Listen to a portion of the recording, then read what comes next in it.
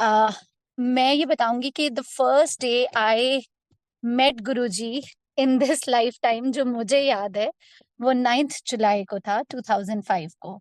जब हम अपने रोके के बाद गुरुजी के पास मत्था टेकने गए, ब्लेसिंग्स लेने गए। उस दिन मेरे साथ मेरी मासी की बेटी भी थी। Now she is married and settled in America. और उस दिन गुरुजी ने उसको ये ब्लेसिंग्स दी थी। जब उन्होंने पुनीत जी से पूछा कि ये क्या करती है? अ, कभी-कभी गुरुजी किसी-किसी के लिए पूछते थे, not every time what I saw. तो वो उनका ब्लेसिंग्स देने का ज़रिया होता था। तो पुनीत जी ने कहा कि ये एमबीए कर रही है। तो गुरुजी ने कहा married to a beautiful American. अब हमें पता था मुझे और मेरी कज़िन को that she was going around with a guy जो उस टाइम अमेरिका में एमबीए कर रहा था। तो मुझे लगा कि शायद गुरुजी उसको ये ब्लेसिंग्स दे रहे हैं कि उसी से उसकी वेडिंग हो। But after 10 years or so when that guy was visiting America once, तो वहाँ पे एक पुरानी गुरुजी की संगत से जब वो मिला, तो उन्होंने कहा कि गुरुजी ने अमेरिकन शब्द का प्रयोग किया था।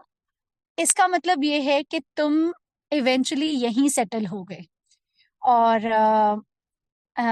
नीडलेस टू से कि शादी के ऑलमोस्ट इतने सालों के बाद गुरुजी ने 2005 में ये शब्द कहे थे and they move to Canada for good, I think in the year like 2018 और 19।